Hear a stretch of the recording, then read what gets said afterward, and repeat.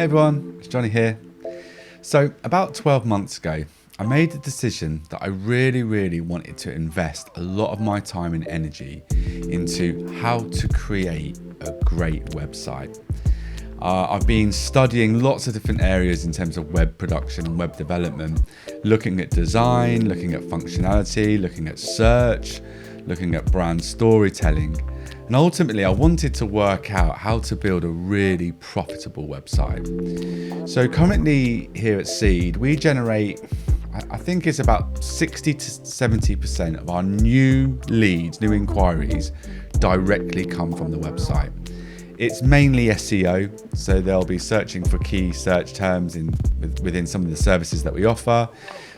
We rank really well for most of our search terms on page one, and people then inquire. Now, we do obviously get a lot of leads, not as many as we want though, and I think there's been a bit of a problem between, it's not the traffic, we get good traffic, but it was conversion. We just weren't converting enough people on the site. So I made it my mission to figure out what's the best way that we can learn how to convert more customers. And lots of different people had an opinion that I spoke to. Some people thought it was all about design. Some people thought it was about content.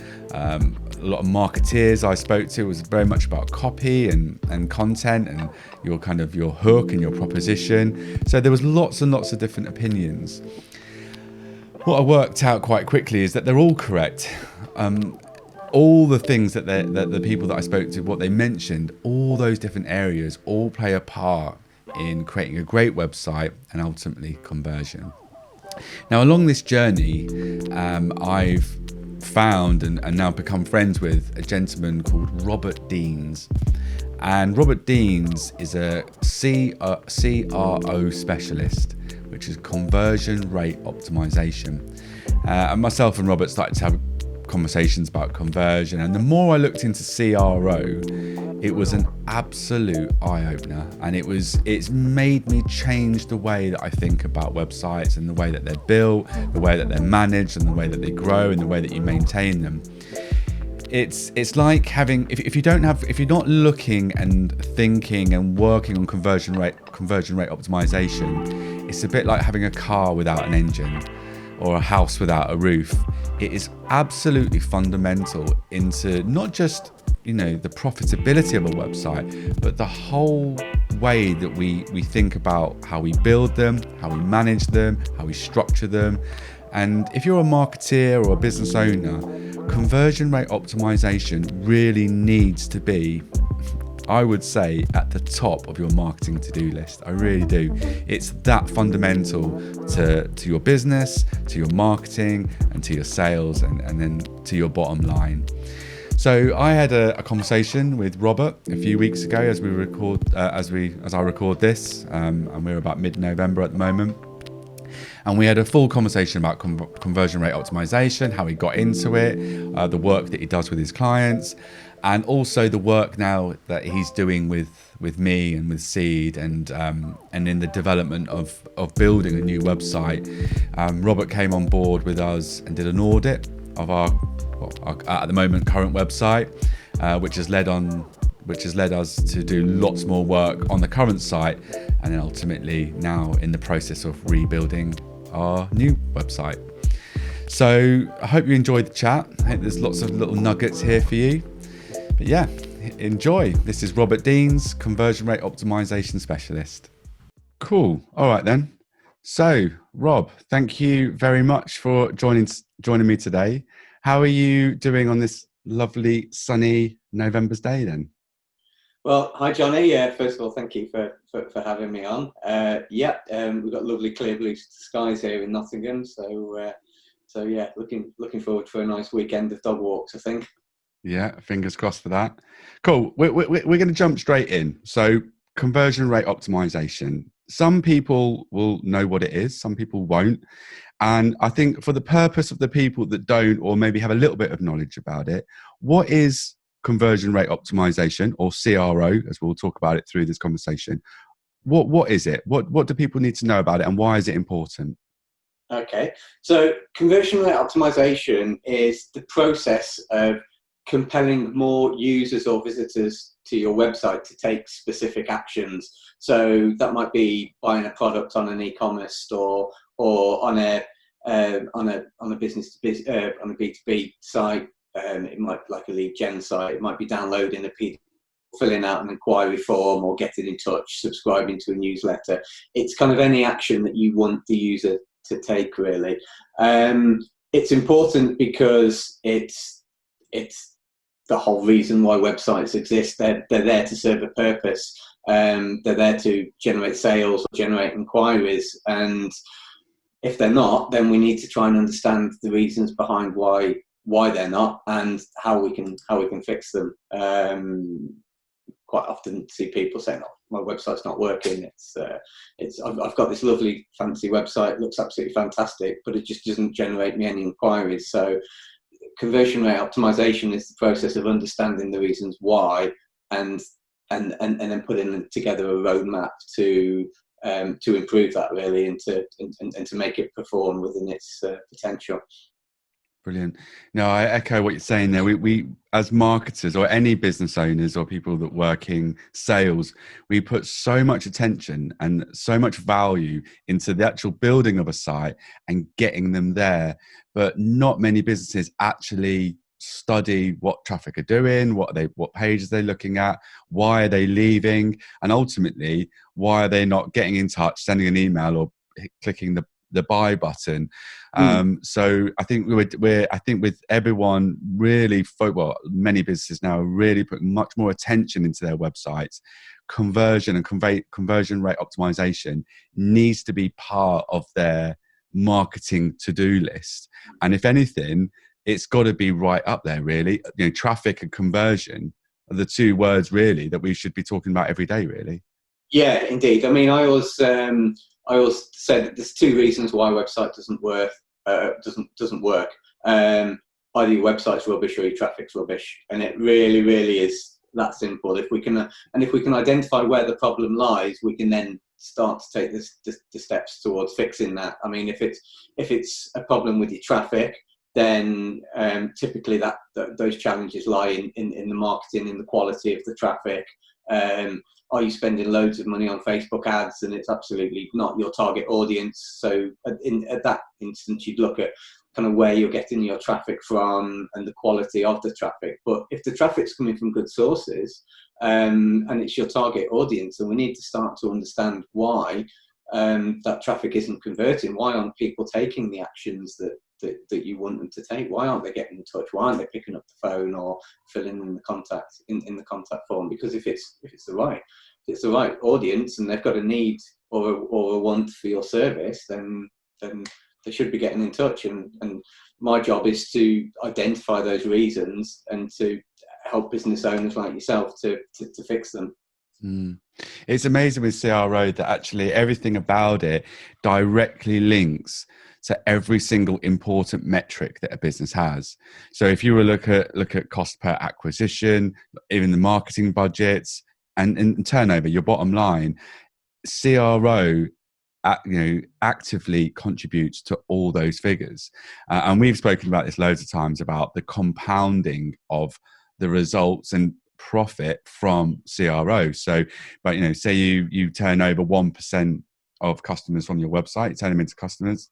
And if you do CRO and you turn that into 1.5 through sometimes very small minor adjustments, that 0.5, for a 10 million pound organization is a lot of money. And not only are you bringing in all this extra revenue, is that it compounds, because obviously then the more money that you put into your marketing, the more money, the traffic you go to your website, that 0.5% again is just compounded profit. And as a marketeer and as someone who works directly with sales departments, it's a no-brainer, and every business should be investing into it. Yeah, and you've touched on a really good point. Then, I mean, recently I worked with a client, and we this was on an e-commerce offering, and we were able to bring improve the conversion rates. So the conversion rates went up, and as a result, that meant that that their cost per acquisition was coming down, and it came down considerably as a result. What then happened is they did exactly the right thing. They reinvested that money back in, so they weren't just getting more leads for the money they were spending. They were putting the money that they were saving back in, and that was compounding, and they were getting more leads for the new rate. So they were reinvesting, and so everything just started to click into place. And the net result was that they ended up with 540% increase in sales just from that roll-on compound effect. It was just tweaking the conversion rate. So you've hit the nail on the head. Yeah, that's amazing. Go on, carry on. Oh, sorry. Yeah. So, I mean, for that reason, for me, it makes it the most cost-effective kind of marketing activity that businesses can engage in, because it's smart. It has a long-lasting effect. So, if we increase that conversion rate today, that client doesn't just see those benefits for that month. It has a knock-on effect, and you'll see it month after month after month. Yeah. Amazing. Cool. Well, so this obviously it's a big area. I think over the next, in the future, we're going to see so many more businesses really invest in CRO. It's really going to be part of their marketing mix. I think it's really going to be a huge part of strategy, and it's not something that you do at the end. It's obviously something that you do continually throughout a project or throughout the lifespan of a business. But how did you get into it? How did you sort of start learning and researching and really kind of investing in this area of marketing? Yeah, so probably about 13 years ago, I was working in an industry where I was selling websites, and I read a book by Brian Eisenberg and his brother Jeffrey Eisenberg, and the guys at Future Inc. that was about websites converting and about making them how if you can improve the conversion rate, how it will improve sales. And I kind of thought, okay, if I read this book and I can start to understand why somebody's website isn't working, I can explain to them why we can then sell them a website that will work. And I just became fascinated with it, and I just really kind of lost myself into the psychographs of the user journey and the kind of emotional reasons why we buy. I mean, one thing I learned back then is that every decision that we make as human beings is driven by emotion, whether we think it is or it isn't. If you drill down, it is. It's driven by emotion, and the impact that words and copy can have on that as well. And I just found it fascinating. So then I was kind of moved into agency life, and that was my area of responsibility within my agency. And subsequently, since I've become an independent consultant, it's something I've really kind of drilled down and focusing my energies on. And more recently, I'm looking at how I can make it more accessible for everybody. My kind of mission statement, my mission as it were, is to make CRO accessible for everyone, because it has typically been this kind of elitist service that's at the top end of marketing, that and it has quite big price tags attached to it. So I'm kind of really working to make it much more accessible for everybody, really. Yeah, brilliant. No, it's interesting that you talk about how you got into it, because my route into just kind of lightly learning about conversion rate optimization comes from the TV series Mad Men, and then reading books from David Ogilvy. And David Ogilvy, as an advertiser, he was really, really into research and focus groups and field research, and just finding out what people were doing and really, really understanding about consumer behavior and what are people doing. And really, this is, that it is Mad Men 60 years later, watching people, what they do, how they consume, how they buy online, and then adjusting and making decisions and developing our online platforms to try and sell more. And again, like as marketers, as people that work in sales or business owners, the fact that the majority of businesses I work with don't even know what it is and do nothing. They literally upload a website. They'll invest in traffic, so ads and SEO, but they have. If I say to them, how many hits do you get to your website? They won't even know. I ask how many people do you convert each month? They won't know.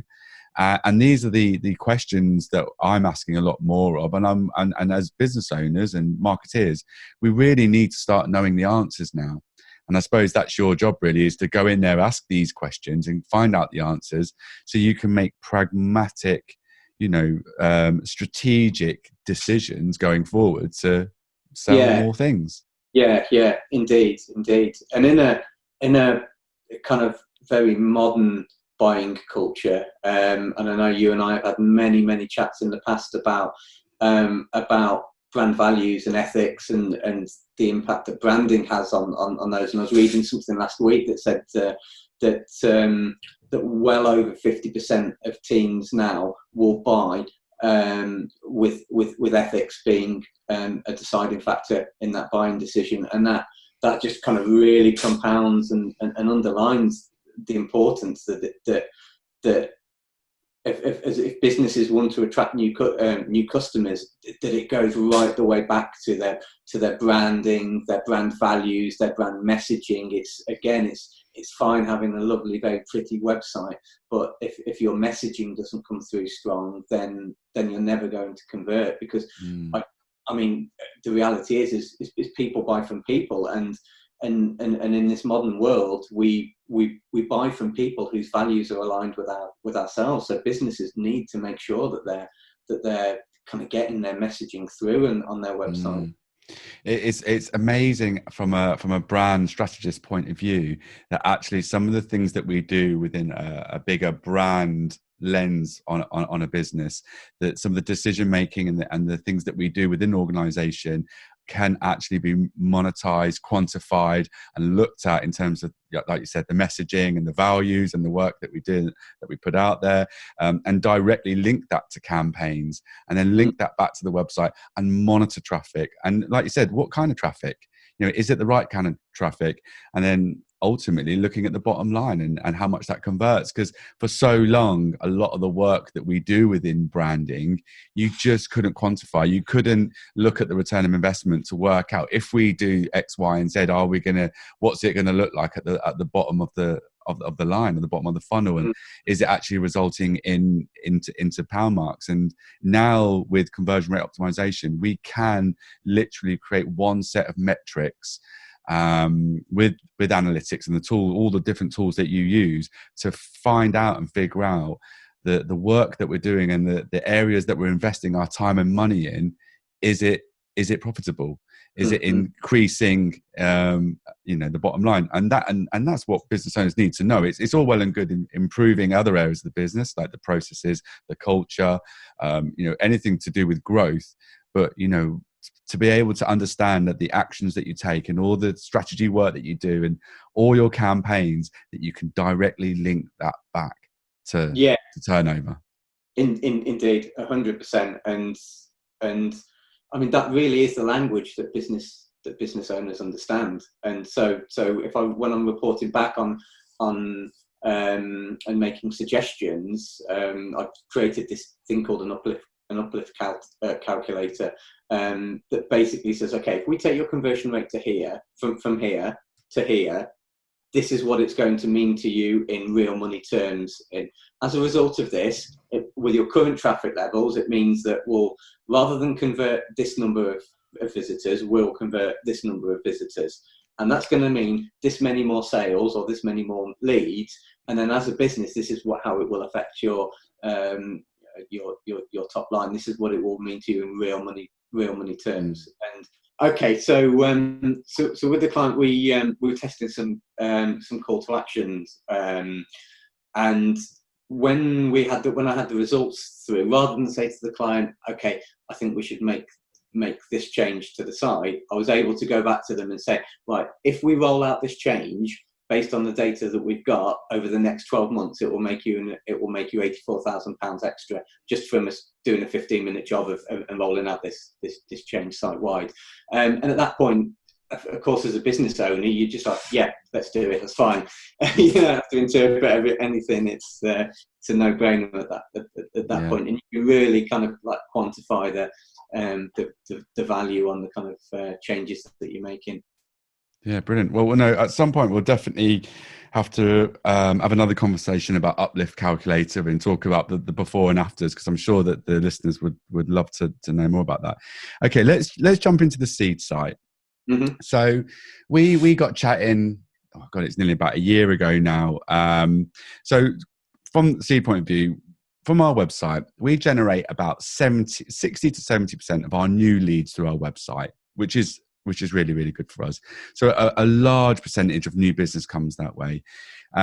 We do a lot of marketing. So we do ads, we do PPC, we do a lot of social media, content marketing. And we're in a period of growth now. We wanted to scale the business, and we ultimately needed new business coming in. So we were happy with what the work that we're getting, but it needed to be more for our plans and everything that we were doing. We needed more work. So we thought, well, the traffic's good from what we thought, but we need to know why people aren't buying. We need to know why we're not getting more inquiries. So we obviously got chatting, and obviously we talked about CRO. I just started to learn about CRO, and I knew how important it was. So then we commissioned you to go away and do what you do with most of your clients, which is doing an audit. So tell me a little bit about how you kind of approach a new client and how you approach an audit, and what does the process look like?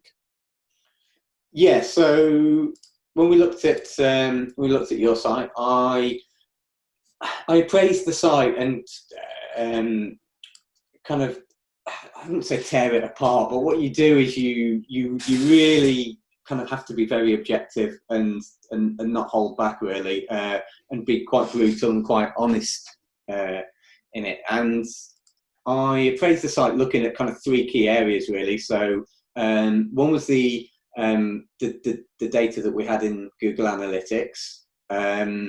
We also installed some software on the site to look at how people behave on the site, and this software will produce things like heat maps and record user sessions, produce scroll maps, so we can look at how people are interacting and engaging on the site.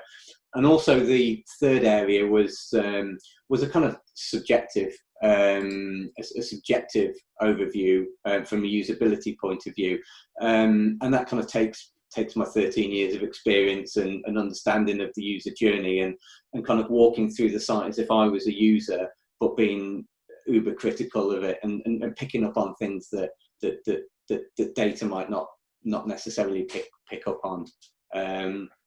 So from there, you're then able to have a look at where any problems might lie, really. And within the report, we were able to identify that really users were not engaged. They were struggling to find what they wanted. And as a result, that meant that they were leaving the site, but they were leaving the site quite quickly, really. And that's a fair kind of summary of what the report highlighted. Would you agree with that? Would you think that's it? Yeah, no, totally. It was when I got the report back, it was an eye opener, and that day when I read that report, it's made me change my mind about websites completely in every way. In terms of, I've come from a design background, so for me as a from a design agency, it was all about visuals. It was all about portfolio. It was all about making it was all about form. It was never about function or the science behind a website. It was all about form. Over time, I kind of improved in terms of call to actions and looking at things like features of our services and benefits.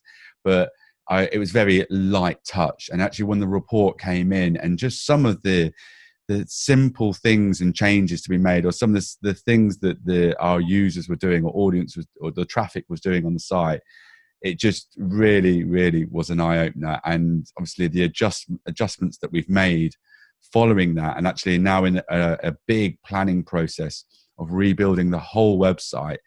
It's really helped me. It's not just helped me with our site and the conversion into new customers, but actually my approach now when dealing with any new client and any new web build from our end, I'm looking at it very, very differently.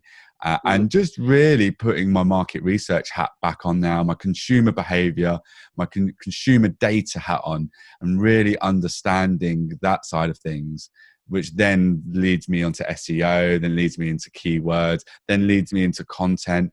And then once we've done all of that, then we look at the wireframes, the site architecture, that thing. So it was a huge game changer. It was massive. Sure. Do you want me to share some of the data and screenshots that we had at the time? Yeah, let's do it. Let's have a look. Okay. So I mentioned that we collected some heat maps. So this is a screen grab of your kind of contact page, and this is what this top image here is what a heat map should look like, and that is that the red or warm areas are around the areas of key and important information.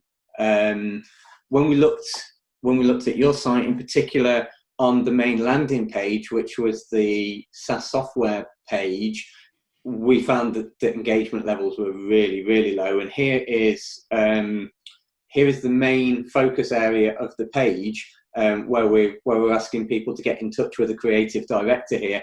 And if we look at the comparison here, there's just no engagement whatsoever. And this was on one of our key landing pages. When we look at how people behave on the site, we were able to look at a scroll map. So a scroll map will show how people are progressing through a page. And what tends to happen is at the top, it's all warm colours, and then as you get to the bottom of the page, those colours change into kind of blues and greens and become colder. When we've had a look at the particular page in question here, we can see that 27% of visitors were only getting to this point in the page, and this point in the page was only about a quarter of the way down. So it suggests that people were dropping off really, really quickly. They were hitting the page and they just weren't hanging around at all. When we looked at mobile, this is a similar area of the site. As we can see here, only 13% of mobile visitors were making it down to that kind of same area of the site. And when you combine that with the analytics data that showed that for this particular page, people were hanging around for 23 seconds, it's not a lot at all. And so that's what really highlighted us and brought our attention to the fact that engagement was very low for that. And that's when we kind of looked at how we address it. That was one of the first things that we wanted to do, was sort of right, well, if we're comfortable and confident that the traffic's okay, then we need to make sure that we're holding on to people's attention to because you can't have a conversation with somebody, even if it's on your web page, if they're not hanging around. So that was a kind of primary objective, really, when we looked to make some changes and to test some changes. Yeah, well, we definitely noticed that page architecture was the biggest culprit in the problem here. So page architecture, with the dwell time and bounce rate being, not very good. So from there, what we did then as a company, we just looked at page architecture first. So shall I jump into sort of like the before and after now with the web page from the audit? Shall I do that, Rob? Yeah. So if I share my screen now, what we'll do is we'll have a look at this page here. So this was the original page.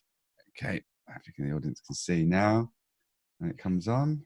Yeah, so this was the original page. So even though you had a nice animated banner at the top, we know that the audiences weren't getting, we'll probably get into about here before they even got to request consultation.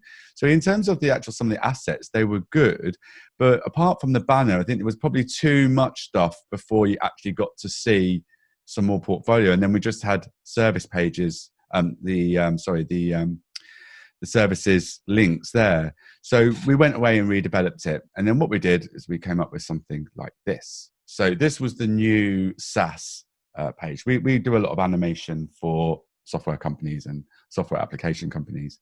So what we had was, we knew that we wanted to have visual stuff on there. We wanted some lovely design on there when people arrived on. So what we've got there is an animated banner, but only the right third has the content in there. So that's obviously animating. It's a 15-second loop, reducing the bit rate, making it nice and fast so that SEO still works. And then we've immediately got our why. Why should you buy our service? And obviously also identifying who it's for and what the product is. We've also got a call to actions there straight away: request a consultation, because we know that some people that have seen ads or are remarketing ads, they're already kind of, we're ready to have a chat with you, we're ready for a quote. So we're giving them the option to request a consultation. Then as we scroll down, then we've got some key benefits here of why you should be considering animation as part of your marketing mix. And then we get to the show reel there. So that's the full show reel of specifically work that we've done in their industry. Then the process, which was a whole new thing that we added. Most people don't understand what the animation process looks like. So we've just got a very quick overview of what the process looks like. Some evidence or proof that we've worked in that industry. So we've got some testimonials there, and then straight into the call to action, let's chat. And then obviously, if you still haven't made your mind up and you want to kind of a little bit of a try before you buy, or you want a bit more information and you want to dive a bit deeper before you book a consultation, we've got our lead magnet there, which obviously gets some details. You then go into our mailing list, and also there'll be, it's attached to remarketing as well. So you might see more remarketing ads on Instagram or LinkedIn or Facebook, and hopefully try and lead people back to either this page or a different landing page in our pipeline. So it took a while to get this page together. It was very important that we made it look nice. That was important. It was obviously important that it said all the SEO keywords and all the titles and everything that comes with SEO. But also we wanted a site that we could split test certain elements of it as well down the line, and hopefully be a lot better than the original page. So Robert, do you want to tell us about what happened when we redeveloped our landing pages and the outcomes from that? So I'll just get rid of this screen. Okay, yeah. Yeah, sure. So, I mean, the first thing that I'd like to say is I think that the way that you guys handled and approached this was really good, because you really kind of drilled back, and this started off in just a list of blocks of what information we want at what point, and at every point of this, every member of your team was also, and myself included, was kind of involved in that process of kind of slowly building out and padding out these pages so that the information architecture within the page was laid out in a way that flowed and was very good for users. And the results speak for themselves, really. I mentioned that one of our primary objectives was to keep people engaged. Earlier I mentioned that the original page had a engagement time of 23 seconds. We've taken that to now be 2 minutes 25 seconds. So people are hanging around for much longer. The heat map and the scroll maps shows much more engagement, and more importantly, they're showing much more engagement lower down the page. So where people weren't scrolling through, they're now scrolling all the way down to the bottom of the page, which is awesome. They're getting right to the bottom of the page, which is where we want them to be. And ultimately, it's about numbers and about conversions. So the historic conversion rate for this page was very low. It was 0.08%, which was really low.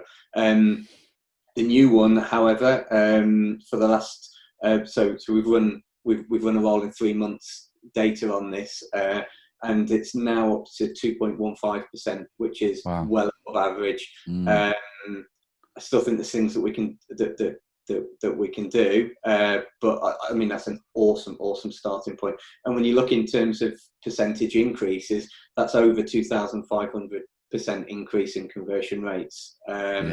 We've taken engagement engagement time, which was our main KPI, from 23 seconds to 2 minutes 25. So yeah, undoubtedly this page works. This page works well, and what we take from that and what we do from that is, now that we've got we've got a page structure that we know we can make people engaged, and we can engage with the users, we can now roll that out to other key pages, and kind of increase that testing cycle really, and kind of replicate that on other key pages, make sure we're getting the same results on them, and then all of a sudden we've got a site that's converting really well. 100%. Yeah. So we've it's been amazing for us. Obviously, inquiries went up from day one. Of course, it's connected to our remarketing ads and obviously outbound inquiries and what we do in terms of our marketing. So obviously, we've got loads more leads coming in. We've had conversion since then. We've actually then used that data and information and migrated it to our educational page, which is all about the work that we do within education, and that's just been incredible. So, even though that the traffic's good coming to the site, and we've got inquiries from that, but we actually use that page within our marketing, within our outbound contact, and the conversion's just been absolutely amazing. And this whole process, and now these pages, for what we're seeing, is creating the blueprint of the whole new website. So we pretty much wireframe the whole new site. And also there's things that we're taking from it that we're moving over to our blog. There's things that we're taking from it that are moving over to our about page. And there's so many things that have come off the way that people are using the pages, and what they're clicking on, and the time they're on things, and the colors and the images, and how we use our show reel and case studies. So it's been fantastic. So we're really excited about rebuilding the new site. And obviously we're going to be working with you on that. So going from here, then we'll wrap this up. So just a few things. So for anyone that's listening or watching, what are the key things would you say to someone, or important things that they should be thinking about, either if they're thinking about building a new website, or they've currently got a website and they want to increase conversion? Where's a good starting point with this? Yeah, I think the very first thing that people can do is make sure that the traffic they've got is, and I probably do myself out of work and business there, but it all starts with the traffic. You need to make sure that the traffic that's coming to your site is the right kind of traffic. Once you're confident that it is, you then need to make sure that when people hit your site, you have about 7 seconds for that page or the website to load, and people to subconsciously make a decision that they're in the right place. So subliminally, they're going to be asking themselves questions like, who is this company? What do they do? And is this page about the topic or the subject matter that I was expecting it to be? So you really need to make sure that your branding's there, it's very clear, but more importantly, that your messaging is there, and that your messaging resonates with your target audience, because by the time the page is actually loaded, you've literally got a couple of seconds to hook them in. So you need to make sure that initial message is something that they can relate to, that they know that they're in the right place. And it doesn't have to be world beating and outstanding. It just needs to be something that they can relate to so that they can understand that actually I want to read more about this company, about this page, about this product, about this service. Yeah, brilliant. Okay, so if people are thinking about conversion rate optimization, they'd like to talk to you, where can they find out about the work that you do? Yeah, well, you can check out my website, which is robertdeans.co.uk, and there's lots of information on there about the various different areas of conversion rate optimization and how I might help, including about reports and audits. Magic. Okay, thank you very much. Take care, mate. Thanks, Johnny. Take care. Bye. So I hope you enjoyed that conversation. I hope there was some nuggets of information there, things that you can take away. If you are looking into conversion and you want to generate more of your traffic into customers, then I will leave Robert's information in the comments below this video or in the show notes. Please do check him out, have a chat with him. He's an awesome guy, very knowledgeable. And if you are looking to make more money, then he is definitely someone that you should talk to. So, as always, remember, be useful, be kind. I'll see you all soon. Bye-bye.